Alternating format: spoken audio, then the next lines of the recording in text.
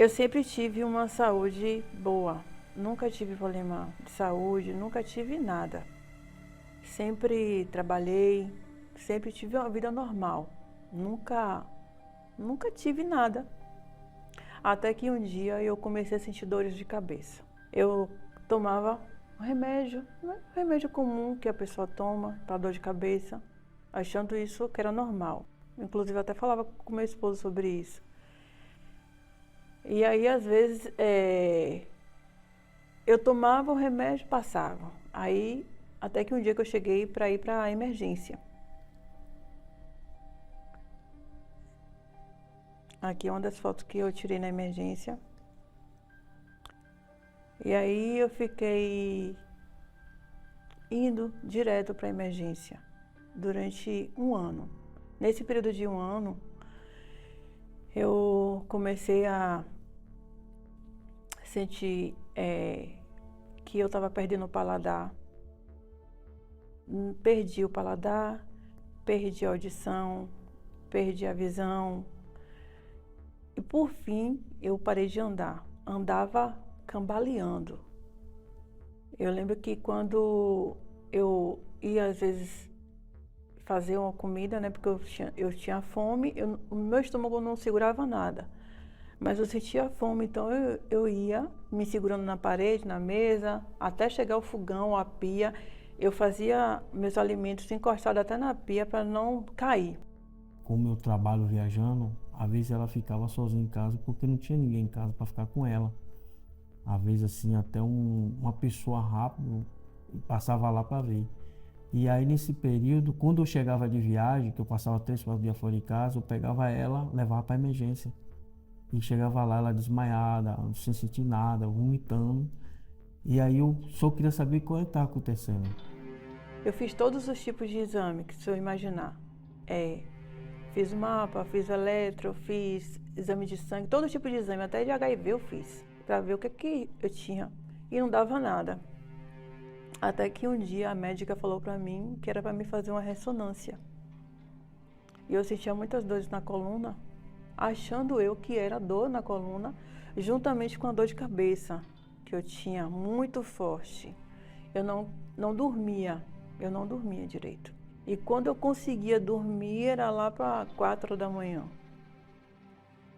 E eu dormia numa posição da cama que eu dormia na cadeira, com minhas pernas estiradas para a cama, que era a única posição confortável que eu sentia para encostar minha cabeça, porque no travesseiro eu não conseguia deitar, porque doía muito na parte da minha nuca.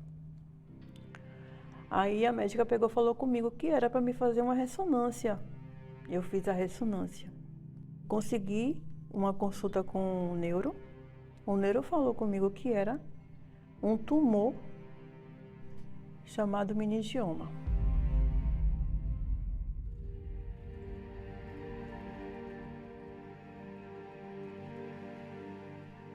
E aí eu sempre fui da fé. Eu nunca deixei, nunca, desde quando eu conheci o Senhor Jesus, Ele tornou-se a primeira pessoa e a mais importante na minha vida. Aí quando a médica falou comigo que eu tinha que fazer esse exame, que deu esse tumor, a médica falou comigo. Ela me falou que ainda que eu fizesse a cirurgia, que eu poderia ficar com... Eu tinha 5% de chance de vida.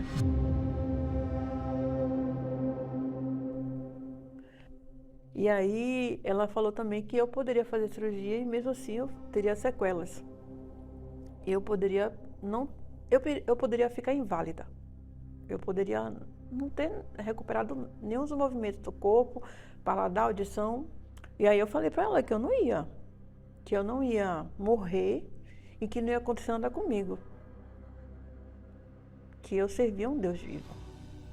Eu me lembro quando os médicos, né, colocavam as pessoas, né, aqueles pacientes, na frente da minha esposa e embaixo ele botava uma linha vermelha, como se assim, ela já vai morrer mesmo.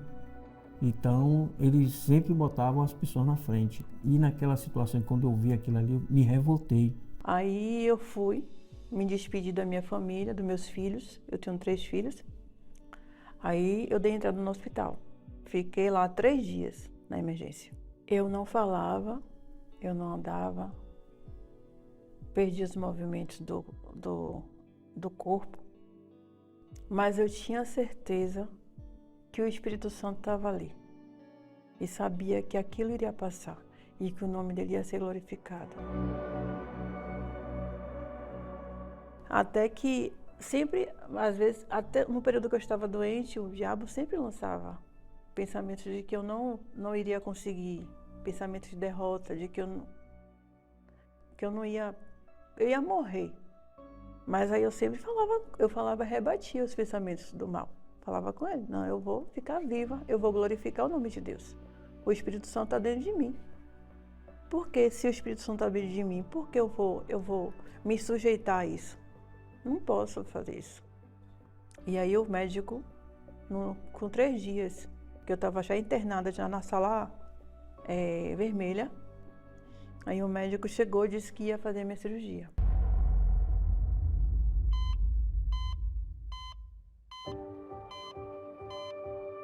Naquele momento que eu estava abalado naquela situação, foi aí que o Espírito Santo veio me dar toda a força. Aí veio a oportunidade de eu me lançar na campanha da Fogueira Santa. Não falei nada para ela, que ela não estava nem escutando, praticamente estava inválida mesmo. Foi quando eu subi no altar e aí eu fiz uma prova com Deus para que ela seja curada daquela situação. E aí Deus deu a resposta.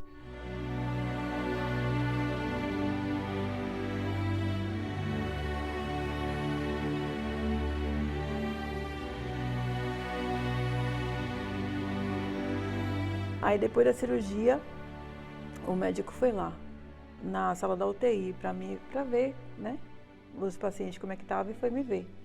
Aí ele, bora fazer um teste aqui com você, para ver como é que tá os seus movimentos, se você tinha recuperado. Aí ele fez o movimento, né, com o dedo, e aí eu segui com meus olhos. E aí o mais chocante que ele ficou foi quando ele me ouviu minha voz, porque eu tinha perdido. Não falava direito. Aí ele, então você tá boa, você tá muito bem.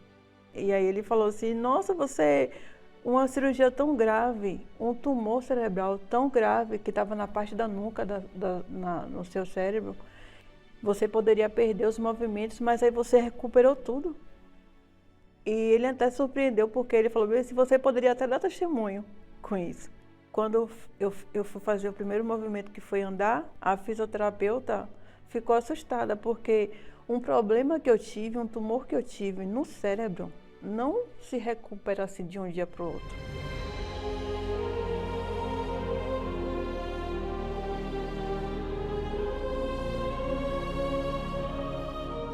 Hoje eu estou totalmente recuperada.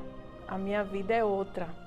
Antes eu estava inválida e hoje eu estou toda recuperada. Recuperei todos os movimentos que eu tinha perdido.